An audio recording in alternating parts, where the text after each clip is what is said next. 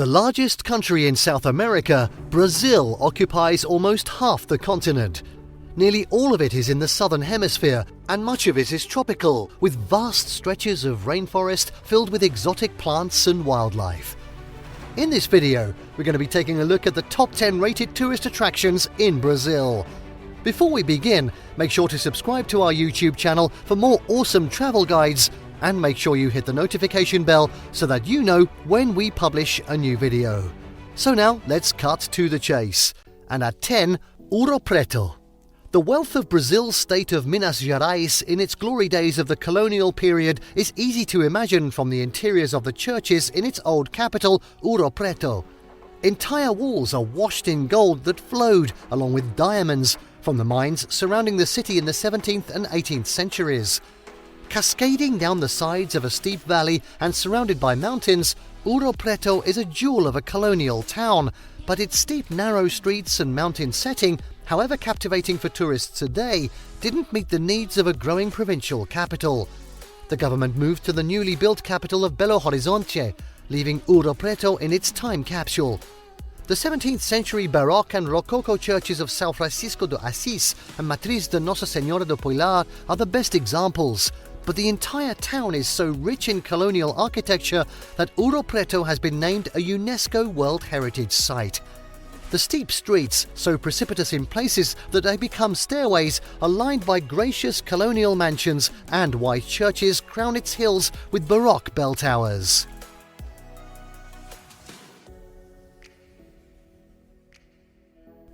Next up at 9, Salvador's Pelourinho. The Cidade Alta of Brazil's former colonial capital has been named a UNESCO World Heritage Site for its exceptional collection of 17th and 18th century colonial buildings, the finest such ensemble in South America. Called the Pelourinho, this old quarter is where you'll find Salvador's most beautiful churches and monasteries, built at a time when Brazil was the source of Portugal's riches, and the plentiful gold was lavished on the colony's religious buildings. The finest and most opulent of the city's churches is São Francisco, built in the early 1700s and filled with intricate carvings covered in gold. In the choir and cloister, you can see excellent examples of Portuguese tile panels called azulejos. This was the friary church, and next to it is the Church of the Franciscan Third Order. It's impossible to miss the riotously carved facade covered in statues and intricate decoration. The interior is just as ornate, surpassing even the Portuguese Baroque in its opulent detail.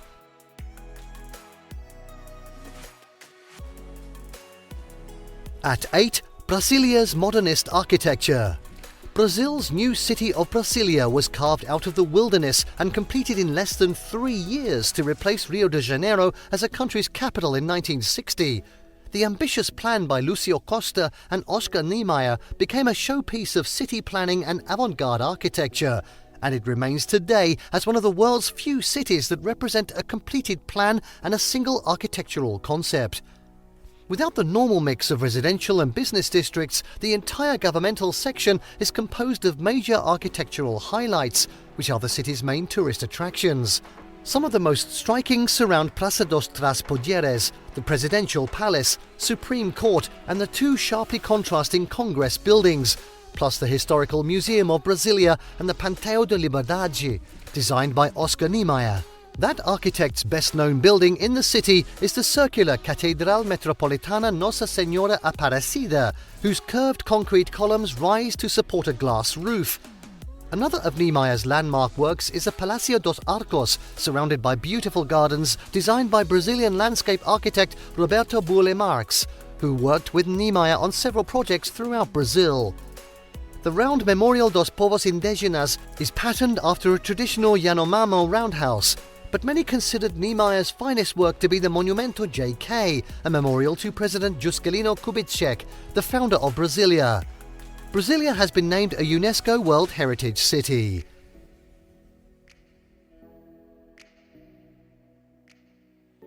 At 7, Amazon rainforests.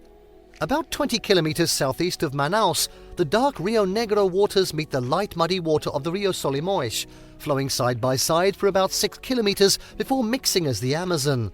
Boat trips from Manaus take you to this point, called Encontro das Aguas, meeting of the waters. Other boat trips take you into the heart of the rainforests and the network of rivers, channels and lakes formed by the three rivers. In the Rio Negro, the Anavilhanas Islands form an archipelago with lakes, streams and flooded forests that offer a full cross-section of the Amazonian ecosystem. You can see monkeys, sloths, parrots, toucans, caimans, turtles and other wildlife on a boat trip here. Also close to Manaus, the 688-hectare Janaurai Ecological Park has a number of different ecosystems that you can explore by boat along its narrow waterways. An entire lake here is covered with giant water lilies found only in the Amazon region. While in Manaus, be sure to see its famous Teatro Amazonas, the Italian Renaissance-style opera house designed to put Manaus on the map as South America's great center of culture. Next up at 6, Ipanema. Beyond the beaches of Copacabana, the glorious white sands merged into the just as famous beaches of Ipanema. The same wave design of Copacabana's wide promenade continues here, separating the sand from the line of hotels, restaurants, cafes, art galleries and cinemas that make this a popular social zone year-round. Farther along, beyond the Jardim de la Canal, which drains Lagoa Rodrigo de Freitas Lagoon, are the beaches of Leblon. With more locals and fewer tourists, these beaches are favourites for families. Sunday is especially busy, with an antiques market at Praça de Canteland and the Feira de Artesanato de Ipanema alive with music, art, handcrafts and street food. The waves at Ipanema and Leblon can be very strong and unpredictable, so be careful where you swim. Follow the locals and stay out of the water where you don't see others swimming. If surf is what you're looking for, head to the stretch between Copacabana and Ipanema where the surfers hang out. My favourite.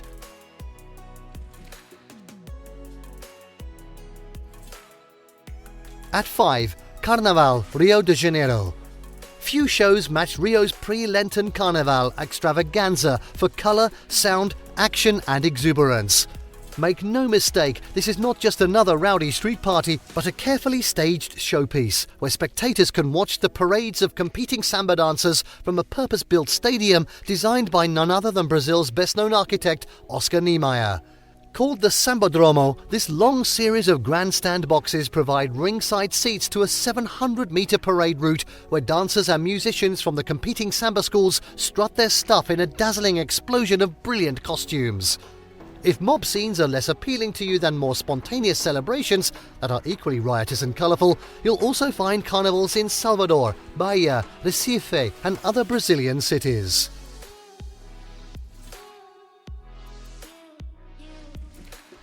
At 4, Copacabana, Rio de Janeiro.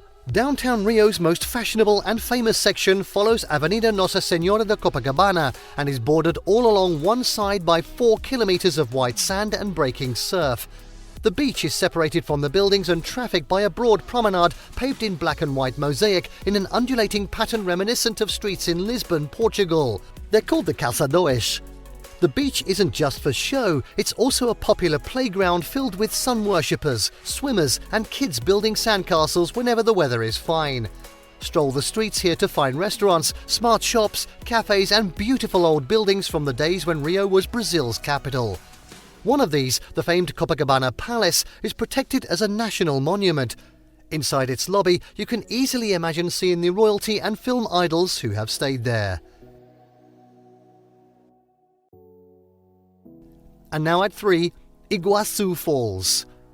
At the point where Brazil, Paraguay and Argentina meet, the Iguaçu River drops spectacularly in a semicircle of 247 waterfalls that thunder down into the gorge below. Just above the falls, the river is constricted to 1/4 of its usual width, making the force of the water even stronger. Some of the falls are more than 100 meters high and they cover such a broad area that you'll never see all of them at once, but you do get the broadest panorama from the Brazilian side. Catwalks and a tower give you different perspectives, and one bridge reaches all the way to one of the largest, known as the Garganta do Diabo. You can cross to the Argentinian side for closer views from catwalks that extend farther into the center of the falls. The two sides offer different perspectives and views, so most tourists plan to see both. The falls are protected by the UNESCO-acclaimed Iguaçu National Park, where subtropical rainforests are home to more than 1,000 species of birds and mammals, including deer, otters, ocelots and capybaras. At 2. Sugarloaf, Rio de Janeiro. The easily recognized emblem of Rio de Janeiro, the rounded rock peak of Sugarloaf juts out of a tree-covered promontory rising 394 meters above the beaches and city. Its summit is one of the first places to visit for tourists, for views of Rio and the harbour, and for the thrill of riding suspended in a cable car between Sugarloaf and the Morro de Urca, a lower peak from which a second cable car connects to the city. Rio's first settlement began below these peaks, near the long Playa de Urca beach, and you can tour one of the 3 early forts there, the star-shaped Fort São João.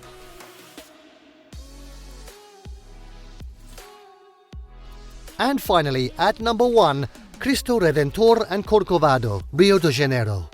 With arms outstretched 28 meters as if to encompass all of humanity, the colossal Art Deco statue of Christ, called Cristo Redentor, Christ the Redeemer, gazes out over Rio de Janeiro and the bay from the summit of Corcovado. The 709-meter height on which it stands is part of the Tijuca National Park, and a rack railway climbs 3.5 kilometers to its top, where a broad plaza surrounds the statue. Completed in 1931, the 30-meter statue was the work of Polish-French sculptor Paul Landowski and a Brazilian engineer, Rita da Silva Costa, and is constructed of reinforced concrete and soapstone.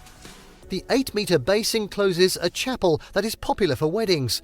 Although this is one of Brazil's most readily recognized icons, it is often mistakenly called the Christ of the Andes, confused with the older statue marking the boundary between Argentina and Chile. A midpoint stop on the railway leads to trails through the Tijuca National Park, a huge forest that protects springs, waterfalls, and a wide variety of tropical birds, butterflies, and plants. Several more viewpoints open out within the park.